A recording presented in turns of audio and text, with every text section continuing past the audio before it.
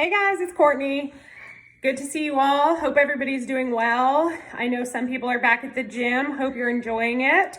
For those of us still staying at home, we've still got some great workouts coming, and I hope you guys are enjoying those as well.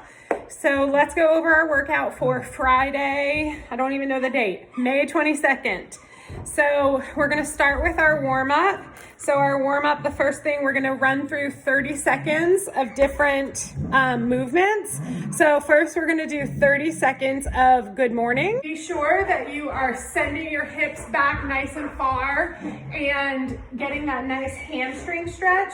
I like to play around with bending and straightening my legs here, hinging a little bit farther when I need to get like a little bit of a deeper stretch, but also thinking about my back being straight the whole time.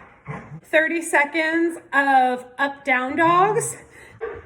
So really push your head through here. You can pedal your legs out a little if that feels good, and then move into that up dog. Get a nice stretch on your back. Runner's lunge stretch. Think about getting into that runner's lunge and you can do some circles if that feels good. You can even come up and like push a little further into that hip flexor on the back leg. Kind of whatever feels good, but you're gonna do 30 seconds on one leg, one round, and then you'll switch legs. Plank shoulder taps. Stay nice and tight, and you're just going to move through and tap your shoulders. While you're doing that, try to keep your hips as straight as possible. So you're gonna go through 30 seconds of each of those movements, and we're gonna go through that for 4 times total. Our workout today is a 21-minute EMOM. So you're going to be working every minute on the minute, and we are going to do 3 different movements. So it is 7 rounds if you wanna think about it that way. But you're gonna do work, whatever the work is for that minute, and then you're gonna rest the rest of the time. So for our first minute, we are going to do 40 seconds of goblet squats. You are going to hold it in that goblet position.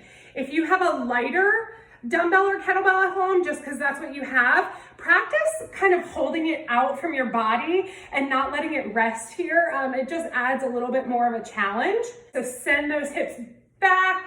As you start to lower all the way down to the bottom of that squat, squeeze your butt on the way up. Try not to let that kettlebell or dumbbell pull you forward. So you want to maintain a nice upright position throughout the entire squat. Then on the second minute, you're going to either do a 10-meter shuttle run, and make these like fast.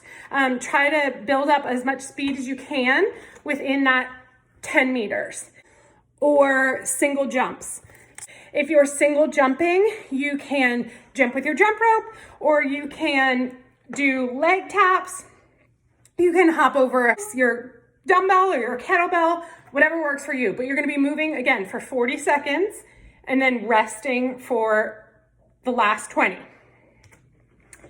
The third minute is going to be clean and jerks with your kettlebell or dumbbell, and we're gonna do 6 each side. If you have a dumbbell, you're gonna go ahead and start with that dumbbell on the ground. So you wanna set up just like we would if it were a barbell. So we're going to get in a nice setup position. My thumb is pointing backwards. I'm gonna be nice and patient as I come up to my knees. Then I'm going to extend my hips to pop that kettlebell up to my shoulder. Okay, think about keeping that kettlebell or dumbbell nice and close to your body. If it's heavy and you need to lower down to catch it, be sure that you're catching it by pushing your butt back and not catching it by coming forward under it that way.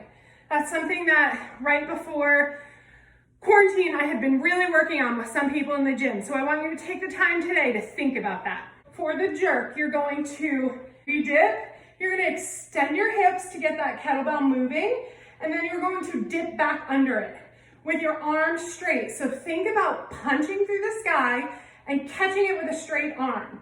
So here we go. Catch it with a straight arm, stand up.